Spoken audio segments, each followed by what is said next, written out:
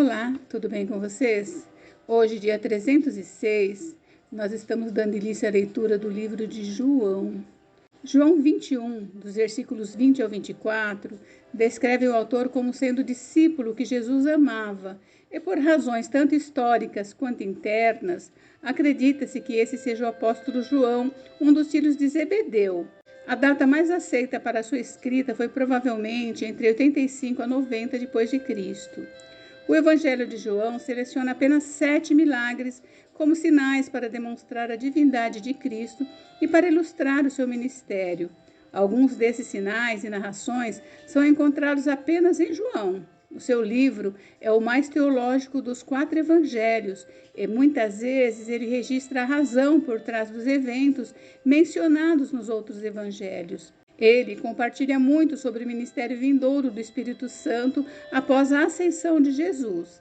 Há certas palavras ou frases que João frequentemente usa e que mostram os temas repetitivos do seu evangelho: acreditar, testemunha, consolador, vida, morte, luz, escuridão, eu sou e o amor. O evangelho de João apresenta Cristo não desde seu nascimento, mas do princípio como o Verbo. João seleciona conversas espirituais que mostram que Jesus é o Messias e para explicar como alguém pode ser salvo através da sua morte na cruz. Os judeus acreditavam na ressurreição e, de fato, utilizaram essa doutrina para tentar levar Jesus a fazer declarações que poderiam ser usadas contra ele. Entretanto, a sua declaração junto ao túmulo de Lázaro, eu sou a ressurreição e a vida, deve ter lhes deixado muito surpreendidos. O Evangelho de João continua a cumprir o seu objetivo de conter informações muito úteis para a evangelização. João 3,16 é provavelmente o versículo mais conhecido, mesmo se não devidamente compreendido por muitos, e é frequentemente utilizado em estudos bíblicos evangelísticos. Também as palavras de Jesus de consolo aos seus discípulos antes de sua morte ainda são de grande conforto nas vezes em que a morte clama nossos entes queridos em Cristo. E o mesmo pode ser dito de sua oração sacerdotal pelos crentes no capítulo 17. Vamos à leitura então? Hoje nós leremos os capítulos 1 ao 3. Capítulo 1. A encarnação do Verbo. No princípio era o Verbo, e o Verbo estava com Deus, e o Verbo era Deus. Ele estava no princípio com Deus. Todas as coisas foram feitas por intermédio dele, e sem ele nada do que foi feito se fez. A vida estava nele, e a vida era a luz dos homens. A luz resplandece nas trevas, e as trevas não prevalecem contra ela. Houve um homem enviado por Deus, cujo nome era João. Este veio como testemunha para que testificasse a respeito da luz, a fim de todos virem a crer por intermédio dele. Ele não era a luz, mas veio para que testificasse da luz, a saber, a verdadeira luz que, vinda ao mundo, ilumina todo homem. O Verbo estava no mundo, o mundo foi feito por intermédio dele, mas o mundo não o conheceu. Veio para o que era seu, e os seus não o receberam. Mas a todos quanto receberam, deu-lhes o poder de serem feitos filhos de Deus, a saber, aos que creem em seu nome, os quais não nasceram do sangue, nem da vontade da carne, nem da vontade do homem, mas de Deus. E o Verbo se fez carne e habitou entre nós, cheio de graça e de verdade, e vimos a sua glória, glória como do unigênito do Pai. O testemunho de João Batista. João testemunha a respeito dele e exclama: este é o de quem eu disse, o que vem depois de mim tem, contudo, a primazia, porquanto já existia antes de mim. Porque todos nós temos recebido da sua plenitude graça sobre graça. Porque a lei foi dada por intermédio de Moisés, a graça e a verdade vieram por meio de Jesus Cristo. Ninguém jamais viu a Deus, o Deus unigênito que está no seio do Pai é quem o revelou. João Batista repete o seu testemunho. Este foi o testemunho de João, quando os judeus lhe enviaram de Jerusalém sacerdotes e levitas para lhe perguntarem: quem és tu? Ele confessou e não negou. Confessou: eu não sou o Cristo. Então lhe perguntaram: quem és, pois? És tu Elias? Ele disse: não sou.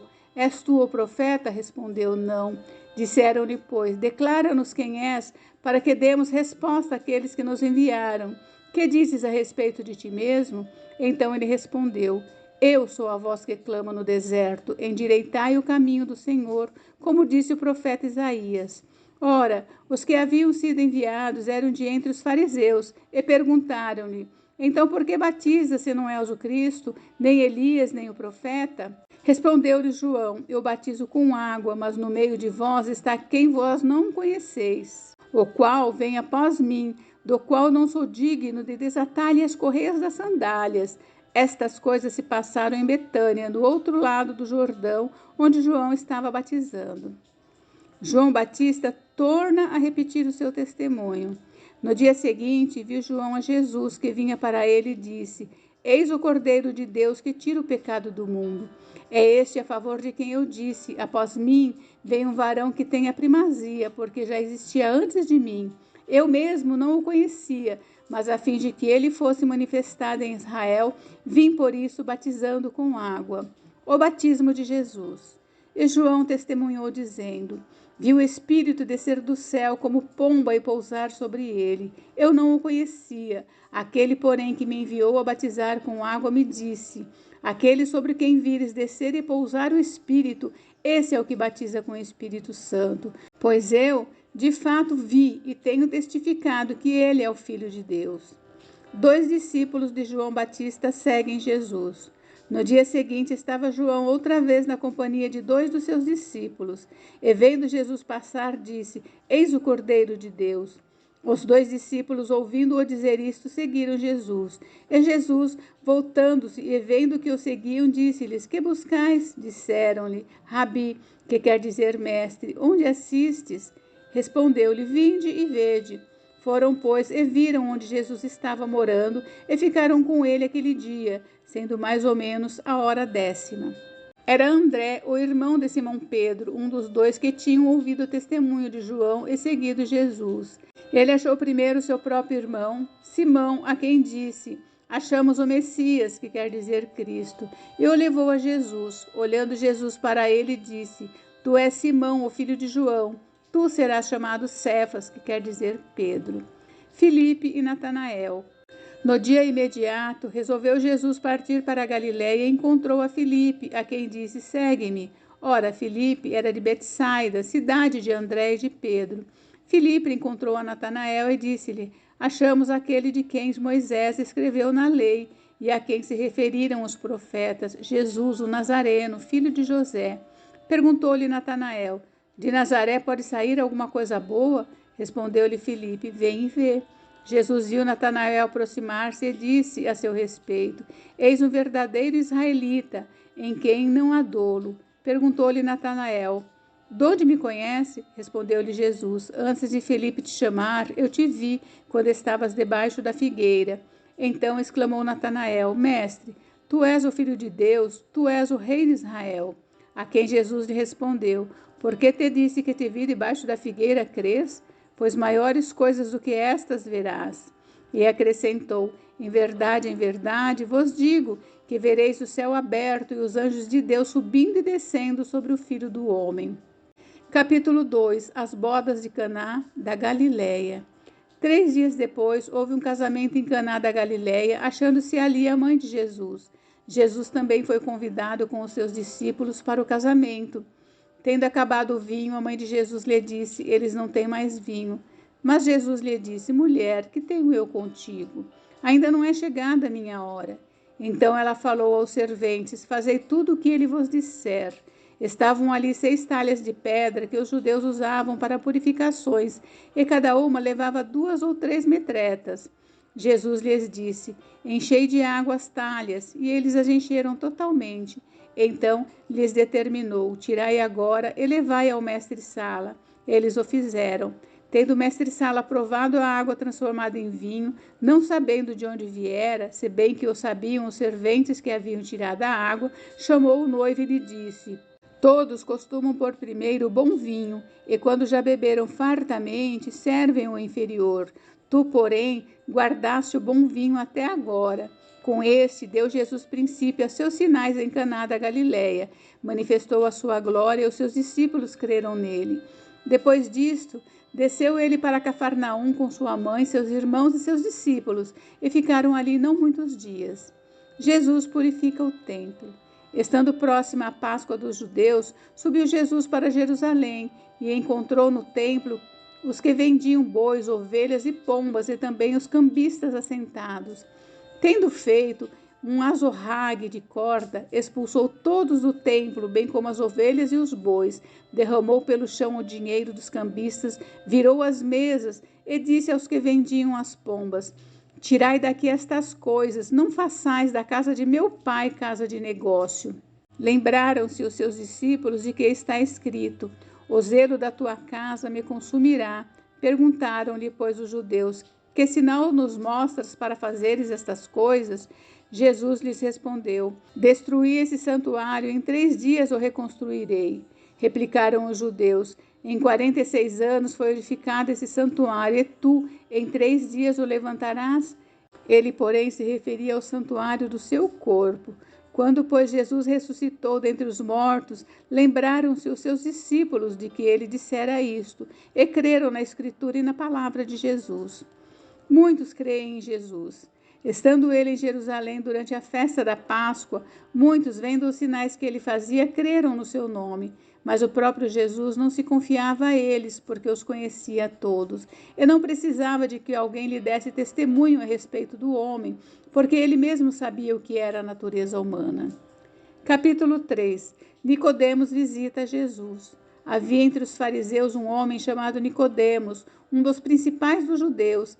Este, de noite, foi ter com Jesus e lhe disse: Rabi, sabemos que és mestre vindo da parte de Deus, porque ninguém pode fazer estes sinais que tu fazes, se Deus não estiver com ele. A isto respondeu Jesus: em verdade, te digo que se alguém não nascer de novo, não pode ver o reino de Deus. Perguntou-lhe Nicodemos: Como pode um homem nascer sendo velho?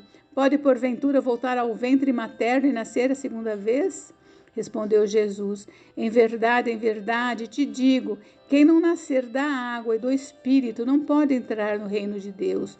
O que é nascido da carne é carne, o que é nascido do Espírito é Espírito. Não te admires de eu te dizer, importa-vos nascer de novo.